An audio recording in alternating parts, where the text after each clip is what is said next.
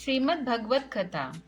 श्रीमद् भगवत कथा चैप्टर 5 में 1 से लेके 29 श्लोक हैं। आज हम कुछ श्लोक की व्याख्या समझेंगे। श्लोक 1। अर्जुन ने कहा, हे कृष्ण, आप कभी तो कर्म संन्यास की प्रशंसा करते हैं और कभी योग की। इन दोनों में से जो मेरे लिए श्रेष्ठकर है, इस एक को निश्चयपूर्वक कहिए। तात्पर्य। अर्जुन भगवान श्री कृष्ण द्वारा कर्म संन्यास तथा कर्मयोग की प्रशंसा सुनकर दुविधा में पड़ जाता है कि उसके लिए दोनों में से कौन सा मार्ग कल्याणकारी होगा। वह अंदर से तो यह चाहता है कि वह कर्मों के संन्यास ले ले और युद्ध न करे, किंतु भगवान श्री कृष्ण से निश्चयपूर्वक दोनों में से अधिक श्रेष्ठ कर को जानना चाहता है।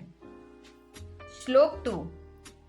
श्री कृष्ण भगवान ने कहा, संन्यास और कर्म योग दोनों मोक्षदायक है, किंतु इन दोनों में कर्मों के संन्यास से कर्मयोग अधिक श्रेष्ठ है। तात्पर्य। कर्मों का त्याग आलस्य प्रमाद में जीवन बिता देने से योग में स्थित होकर लोकोपकारी कर्मों को करना अधिक श्रेष्ठ है। ऐसा भगवान श्री कृष्ण या अर्जुन के प्रति उपदेश कर रहे हैं। श्लोक 3। हे महाबाहो, उसे सदा सन्यासी समझना चाहिए जो एक द्वेष करता है और न कर्म फल की इच्छा रखता है। वह सुख दुख शील उष्णादि द्वंद्वों से रहित होता है तथा सुखपूर्वक बंधन मुक्त हो जाता है। तात्पर्य। आत्मा का संयोग जब संतुष्ट अंतकरण एवं इंद्रियों से होता है, तब उसमें सुख दुख एवं द्वेष का अभिभाव होता है। अतः कर्मयोगी जब अपनी आत्मा चेतना को इंद्रियों तथा अंतकरण से पृथक कर अंतर्मुख कर देता है, तब उससे सुख दुख एवं द्वेष का अभाव हो जाता है। साधारण व्यक्ति सुख दुख तथा द्वेष का पूर्णतः त्याग करने में असमर्थ है। इसका ज्ञान तो योग की विशेष कला से प्राप्त होता है कि किस प्रकार हम अपनी आत्मशक्ति को अपनी इंद्रियां तथा अपने अंतकरण से अलग कर उसे परम चेतन परमात्मा में छोड़ दें। इस प्रकार की स्थिति प्राप्त करने वाले की कर्मयोगी संसार में कर्मों को करता हुआ शेष दुखादि द्वंद्वों से मुक्त होकर कर्मों के बंधन से नहीं बंधता। श्लोक 4। कर्म संन्यास और कर्मयोग को एक दूसरे से भिन्न तत्वज्ञान रहित बालक बतलाते हैं, तत्वज्ञानी पंडित नहीं। इन दोनों से है एक का पूर्ण रूप से अनुष्ठान करता हुआ व्यक्ति इन दोनों से फलों को प्राप्त करता है। तात्पर्य। कर्म संन्यास लौकिक कर्मों को त्याग देने को कहते हैं। लौकिक कर्म का त्याग निरंतर योगारूढ़ होकर प्रभु भजन में अपना स्मरण व्यतीत करना ही ऐसे व्यक्ति का एकमात्र कार्य रह जाता है। ऐसे ही महापुरुष को ज्ञान योगी कहते हैं। कर्म योगी संसार व्यवहार के कर्मों को करता हुआ निरंतर प्रभु सुमिरन भजन में लगा रहता है। उसकी चेतन अहर्निश परमात्मा में लगी रहती है। वह भी सदा योगारूढ़ ही रहता है। ज्ञानी योगी और कर्म योगी दोनों के लिए साधन भजन का एक ही ढंग है, युक्ति है। अंतर केवल यह है कि ज्ञान योगी संसारिक निजी कर्मों का त्याग कर देता है और कर्म योगी गृहस्थाश्रम के सभी संसारिक कर्मों को करता रहता है। दोनों मोक्ष के अधिकारी हैं। दोनों ही ईश्वर को प्राप्त कर जीवन का सर्वोत्तम लक्षण प्राप्त करते हैं और उनका जीवन धन्य धन्य होता है। श्लोक 5। ज्ञान योग द्वारा जो स्थान प्राप्त होता है, वही स्थान कर्मयोग द्वारा भी प्राप्त होता है। जो ज्ञान योग और कर्मयोग दोनों को एक समान देखता है, वही सही देखता है। तात्पर्य। ज्ञान योगी अर्थात लौकिक कर्मों को त्याग कर पूर्ण रूप से प्रभु में भजन में अपना जीवन बिताने वाला परमात्मा की प्राप्ति कर जीवन मुक्त हो जाता है। कर्मयोगी संसारिक सारे कर्मों को करता हुआ आत्मशक्ति को अंतर्मुख कर परम ब्रह्म में जोड़े रहता है और जीवन मुक्त हो जाता है। दोनों का साधन योगाभ्यास एक ही है और फल की भी समान है, मात्र दैनिक जीवन में पृथक पृथक व्यवहार है। दोनों का समान फल है, जीवन मुक्त अवस्था की प्राप्ति। अतः दोनों को ही एक समान फलप्रद समझना चाहिए, उसका ही ज्ञान सही है। दोनों को एक दूसरे से भिन्न अथवा एक ही उपेक्षा श्रेष्ठ या हीन समझने वाले व्यक्ति का ज्ञान सही ज्ञान नहीं है। श्लोक 6। हे महाबाहो, योग बिना संन्यास अर्थात पूर्ण त्याग कठिन है। योगारूढ़ मननशील मुनि शीघ्र परमात्मा का साक्षात्कार कर लेता है। तात्पर्य। योग द्वारा आत्मा की चेतन शक्ति गुरु निधान से चेतन परमात्मा में जुड़ी जाती है। तब आत्मा प्रकृति के असंग हो जाता है। जब तक आत्मा प्रकृति यानी चतुष्ट अंतकरण देशेंद्रियादि के साथ है, तब तक कर्मों के संन्यास संभव नहीं है, क्योंकि प्रकृति में काल प्राकृतिक कारणों चतुष्ट अंतकरण देशनित्रयादि से जो भी चेष्टा अथवा क्रिया होती है वह कर्म है। ब्रह्म में एक पद में स्थित यह सृष्टि प्राकृतिक है, अतः संन्यास की स्थिति वही है जो योग की। अतएव योगी ही सारे अर्थों में सन्यासी है। भले ही वह गृह परिवार के बीच में रहकर सारे कर्मों को करता है, लेकिन वह कर्मों का त्यागी है, क्योंकि वह अहर्निश युक्त प्रकृति से पृथक रहकर परमात्मा के चेतन आधार पर स्थित रहता है। श्लोक 7। योग से युक्त निशुद्ध आत्मा वाला आत्मजनीय इंद्र समूह पर इतना अधिकार करने वाला सभी प्राणियों की आत्मा को अपनी आत्मा समझने वाला व्यक्ति कर्मों को करता हुआ भी अपने लिप्त नहीं होता, अर्थात उसमें नहीं बनता।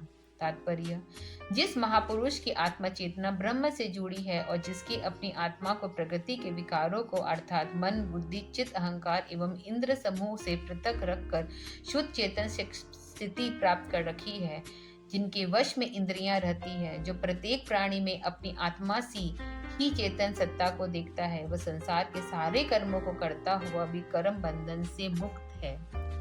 श्लोक 8 एंड श्लोक 9। जो योगयुक्त है वह तत्वज्ञानी मैं कुछ नहीं करता ऐसा समझता है। वह देखता हुआ, सुनता हुआ, स्पर्श करता हुआ, गंध लेता हुआ, खाता हुआ, गमन करता हुआ, शयन करता हुआ, श्वास लेता हुआ, बोलता हुआ, त्याग करता हुआ, आंखें में बंद करता हुआ तथा खोलता हुआ यह समझता है कि उसकी इंद्रियां अपने अपने विषयों में क्रियाशील है, मैं कुछ भी नहीं कर रहा हूँ। तात्पर्य: योगी की आत्मचेतना ब्रह्म से जुड़ी रहती है, अतः उसे सारे पदार्थों का निर्भ्रंत ज्ञान रहता है। जगत के कार्य उसकी इंद्रियां द्वारा संपन्न होते रहती है, वह उनका दृष्टमात्र रखता है, करता नहीं। साधारण व्यक्ति की आत्मा की चेतन शक्ति इंद्रियों के साथ रहती है, अतः वह कर्मों का करता हुआ रहता है और वह कर्मफल से बंधन का भागी होता है। लेकिन योगी सारे कर्मों के अपनी इंद्रियों को करता हुआ भी उसे असंग अलिप्त रहता है, क्योंकि उसकी आत्मशक्ति प्रकृति पार परमात्मा से जुड़ी रहती है। श्लोक 10। जो पुरुष ब्रह्म का आधार प्राप्त कर असंग होकर कर्मों को करता है, वह पाप से भी इसी तरह लिप्त नहीं होता, जिस तरह कमल का पत्ता जल से लिप्त नहीं होता। तात्पर्य: अपनी चेतना को ब्रह्म के आधार पर स्थित कर अर्थात ब्रह्म के युक्त कर जो योगी अपनी इंद्रियों को और अपने अंतकरण में पृथक रहकर कर्मों से करता है, वह शुभाशुभ कर्मों से बंधन से नहीं पड़ता। यहाँ जल कमल वृत जीवन शैली का उदाहरण देकर भगवान श्री कृष्ण यह समझा रहे हैं कि कमल जल में ही रहता है, किंतु उसके पत्ते से जल सटता नहीं है। वैसे ही योगी संसार में रहकर संसार के सारे आवश्यक कर्मों को करता रहता है, किंतु वह कर्मों से अलिप्त रहता है। यहाँ ध्यान देना ही चाहिए कि केवल मन में कर्मफल की इच्छा न रखकर कर्म करना अनासक्त होना नहीं है, और न यह कर्म योगी ही है। कर्म योगी कर्म प्लस योग शब्दों से बनता है। योग का अर्थ है जोड़, यानी आत्मा का परमात्मा के साथ मेल। जोड़ अर्थात आत्मा की चेतन शक्ति जब चतुष्ट अंतकरण एवं इंद्रिय समूह से पृथक होकर परमात्मा के साथ जुड़ती है, तब योग घटित होता है। इस स्थिति को प्राप्त योगी के द्वारा किए गए सारे कर्म आसनसक्त कर्म और ऐसे ही महान पुरुष कर्म योगी है। जब तक आत्मचेतना मन इंद्रियों के पृथक अपने शुद्ध चेतन रूप में प्रकट नहीं होती, तब तक वह गुरु विधान से परमात्मा के साथ नहीं जुड़ती, तब तक वह योग नहीं है और न वह कर्म योगी ही है। श्लोक 11।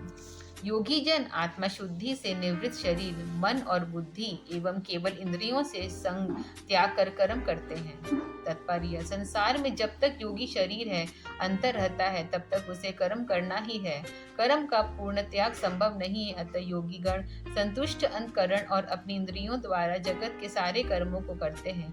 उनकी आत्मचेतना ब्रह्म से जुड़ी रहती है, अतः अंतकरण तथा इंद्रियों के साथ नहीं रहती, बल्कि उसके पृथक सुख स्वरूप में अपने चेतन रूप में रहती है। श्लोक 12। योगी कर्मों का फल त्याग कर स्थित शांति प्राप्त करता है। जो योगी नहीं है वह कामना के कारण फल को आसक्त होकर बंधन को प्राप्त करता है। तात्पर्य: जिस महापुरुष की आत्मचेतना ब्रह्म से जुड़ी है वह योगी है। ऐसे महापुरुष को अपने कर्मफल का अधिकार रहता है, अर्थात ऐसे व्यक्ति अपने द्वारा किए गए कर्मों के फल का त्याग कर सकता है। उनसे वह बनता नहीं है, उन्हें भोगने के लिए वह बाध्य नहीं होता। ऐसे पुरुष शाश्वत शांति प्राप्त करते हैं। साधारण व्यक्ति जो योग कला अनभिज्ञ है, साधारण ढंग से कर्म करता है, उसके द्वारा किए गए कर्म कामना प्रेरित होते हैं। वह अपने द्वारा किए गए शुभाशुभ कर्मों के अनुरूप फलों का त्याग करने में असमर्थ होता है। अतः कर्मफल भोग रूप बंधन से बंधकर वह बार बार जन्म मरण के चक्र में फंस जाता है। उसे शांति तथा आनंद कहा। वह सुख दुख के झंझोर से पड़कर अशांत रहता है। अतः योग युक्त होकर कर्म करने की कला जानकर कर्मरत होना चाहिए। यही गीता का उपदेश है। श्लोक 13। सभी कर्मों को मन से त्याग कर जो सुखपूर्वक स्वतंत्र रहता है वह इस 9 द्वार वाले शरीर में रहकर न कुछ करता है न दूसरों से कुछ करवाता है। तात्पर्य: आत्मा और इंद्रियों के बीच मन एक कड़ी है। कारण है, मन का त्याग कर देने से मन एवं इंद्रियों द्वारा किए गए सारे कर्मों का त्याग हो जाता है। ऐसा करने वाले व्यक्ति इंद्रियों तथा मन के प्रभाव से नहीं रहकर उनका स्वामी होता है। वह इस शरीर में रहकर भी सारे कर्मों को करता हुआ अर्थात औरों से करवाता हुआ भी अकर्म की स्थिति में रहता है। 9 द्वार वाले यह मानव शरीर है। योनि इस द्वारों में अतिरिक्त 10वें और 11वें द्वारा का ज्ञान रखता है, जिसे साधारण व्यक्ति नहीं पहचानते। श्लोक 14। परमात्मा न किसी प्राणी के कर्तव्य की रचना करता है, न कर्मों की रचना करता है, न कर्तव्य कर्म में संयोग की रचना करता है। प्राणी का अपना निजी स्वभाव ही उसका कारण होता है। तात्पर्य: परमात्मा किसी भी शुभ अथवा अशुभ कर्म करने की प्रेरणा नहीं देता, न उसे कर्मों के संलग्न करता है। जीव कर्म करने में स्वतंत्र है। चेतनात्मा का सहज गुण कृतज्ञ अर्थात कर्म करने की चेष्टा है। वह स्वयं स्वभाववश कर्मरत होता है तथा कर्मों को स्वेच्छा करता है। उसके द्वारा किए गए कर्म सहम समय से फलप्रद होते ही हैं। ईश्वरीय विधान ही कुछ ऐसा बना है कि शुभाशुभ कर्म का फल कर्मों के कर्ता को अपने आप प्राप्त होता रहता है। कर्मफल भोगों के लिए स्वतंत्र नहीं। आगे हम कल समझेंगे।